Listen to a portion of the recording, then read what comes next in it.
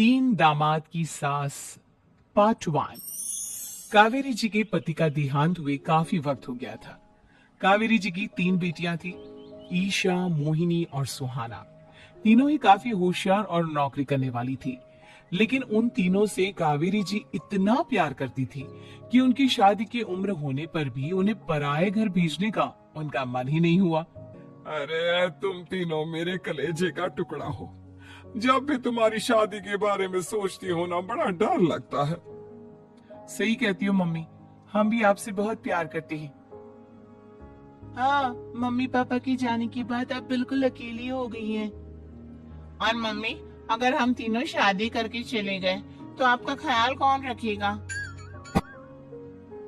लेकिन अपनी खुशी की वजह से मैं तुम तीनों को बिना शादी के भी तो नहीं देख सकती ना बेटा। समाज के हिसाब से देखे तो यह भी गलत होगा, और मैं ऐसा कुछ नहीं चाहती। लेकिन तुम तीनों से दूर होने के बारे में सोचती हूँ तो अजीब सा लगता है। लेकिन मम्मी, हम आपको इस तरह अकेला छोड़कर नहीं जा सकते। एक काम करते हैं मम्मी, शादी के बाद ना आप मेरे साथ मेरे ससुराल में चलना और मेरे साथ ही रहना। अच्छा, और तेरी सास मुझे रहने देगी तेरे ससुराल में? अरे बेटा, वहाँ ऐसा नहीं होता। बेटी की माँ कभी अपनी बेटी के ससुराल जाकर नहीं रह सकती। एक काम करते हैं माँ, आप ईशा और सुहानी की शादी कर दीजिए और मैं हमेशा आपका बेटा बनकर आपके साथ ही रहूंगी। मुझे नहीं करनी शादी। अरे मेरी बेटियां मुझसे कितना प्यार करती है, मेरी वजह से अपनी पूरी जिंदगी दांव पर लगाने को तैयार है। लेकिन मैंने ना इससे भी एक अच्छा उपाय सोचा है। क्या मम्मी? अगर आपके पास कोई सोल्यूशन है तो फिर क्यों परेशान हो आप? बताइए, क्या करना चाहती हैं आप? मैंने सोचा है कि अखबार में इश्तिहार देकर तुम तीनों के लिए 3 घर जमाई दामाद ढूंढ लूंगी। वैसे भी नौकरी तो तुम तीनों अच्छे से कर लेती हो, कमा भी अच्छा खासा लेती हो। कोई भी लड़का तैयार हो जाएगा तुमसे शादी करने के लिए। अरे मम्मी, ये हुई ना बात। इससे हमें आपसे दूर भी नहीं जाना पड़ेगा और आपको अकेला भी नहीं रहना पड़ेगा। हाँ मम्मी, ये बहुत अच्छा तरीका है। मैं तो कहती हूँ आज ही अखबार में ऐड निकलवा देते हैं। बिल्कुल, आज ऑफिस जाते वक्त मैं ये काम कर दूंगी। और कुछ ही दिनों के बाद कावेरी जी को 3 घर जमाई दामाद विवेक, सुमित और अविनाश मिल जाते हैं और वो उन तीनों लड़कों से अपनी तीनों बेटियों की शादी करवा देती है।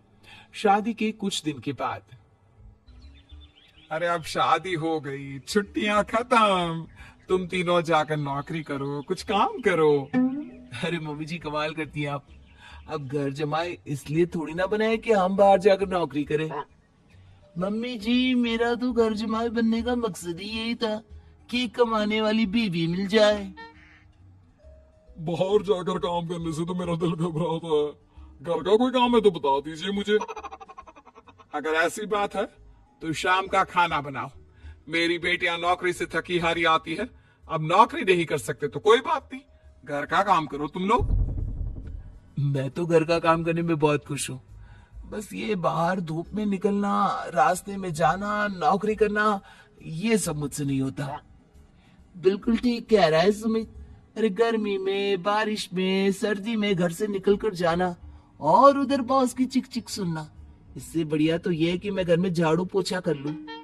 ठीक है, फिर तुम झाड़ू पोछा करना, अविनाश शाम का खाना बनाएगा और विवेक तुम सुबह का नाश्ता और खाना बनाओगे। मेरे तीनों दामाद घर संभालेंगे और बेटियां नौकरी करेंगी। अगले दिन सुबह के वक्त, मम्मी मुझे ऑफिस के लिए देर हो रही है, नाश्ता चाहिए। अरे उस विवेक से कहा तो था कि सुबह का नाश्ता उसे उठकर बनाना है। अभी जाकर देखती हूँ क्या कर रहा है विवेक। अभी तक सोया हुआ है क्या? सुबह के 10 बज गए हैं। सोने दीजिए ना मम्मी जी, क्या हमेशा हिटलर की तरह हाथ में डंडा लेकर खड़ी रहती हैं। मैंने कहा सीधे उठकर खड़े हो जाओ और जाकर नाश्ता बनाओ। लेकिन मम्मी जी, बिस्तर में से निकलते ही कोई नाश्ता कैसे बनाएगा? 2 मिनट वॉशरूम जाकर आता हूँ।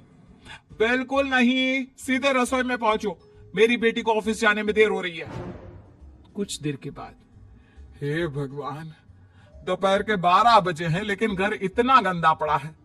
सुमित से कहा था मैंने समय पर झाड़ू पोछा कर देना। सुमित, कहाँ हो तुम? क्या हुआ मम्मी जी? सुबह की चाय तो पीने दीजिए, आप ही याद करती हैं, चिल्लाती ही रहती है। ये सुबह की चाय है या दोपहर की चाय? अगर तुम 12 बजे उठकर सुबह की चाय पियोगे तो क्या शाम का खाना रात के 3 बजे खाओगे? मम्मी जी चिल्लाइए मत, बताइए बात क्या है। अरे 12 बज चुके हैं, अभी तक झाड़ू पोछा नहीं हुआ, घर में देखो कितनी गंदगी है। अच्छा अच्छा, तो आप इसलिए परेशान हैं। वो क्या है ना मम्मी जी, आज मेरे हाथ में दर्द हो रहा है। रात को उल्टी करवट से सो गया था, हाथ हिलाया भी नहीं जा रहा। कौन से हाथ में दर्द है दामाद जी? इस सीधे हाथ में मम्मी जी, हाथ हिल भी नहीं रहा है। विवेक, सुन लिया तुमने? सुमित के हाथ में इतना दर्द है कि बेचारे का हाथ भी नहीं हिल रहा। आज तो ये खाना भी नहीं खा पाएगा, तो एक जन का खाना कम ही बनाना। ठीक है मम्मी जी। अरे नहीं नहीं मम्मी जी, मेरे कहने का मतलब वो नहीं था, मेरा मतलब है खाना तो खाऊंगा ना। अरे लेकिन कैसे? हाथ तो हिल भी नहीं रहा है। अरे मम्मी जी, आपको ना किसी जेल में जेलर होना चाहिए था। बेकार में हमारी सास बनकर जिंदगी खराब कर रही है। अरे लगाता हूँ पोछा, एक बेचारा घर जमाई और कर भी क्या सकता है। शाम को जब ईशा, सुहाना और मोहिनी ऑफिस से लौट कर आती हैं, मम्मी शाम के खाने में क्या बना है? अब ये तो तेरे पति को ही मालूम होगा ना बेटा, उसने ही खाने की जिम्मेदारी ली थी। लगता है मम्मी आपने ये घर जमाए वाला तरीका अपना कर मुसीबत मोल ले ली है। आपके तीनों घर जमाए कितने आलसी हैं। मेरे वाले को देखो, दोपहर के 12 बजे सुबह की चाय पीता है और काम क्या करना चाहता था? घर का झाड़ू पोछा। मम्मी बता रही थी कि आज उसने घर का झाड़ू पोछा शाम के 5 बजे किया था। अब क्या बताऊं बेटा, सुबह से हाथ दर्द का बहाना करके बैठ गया था।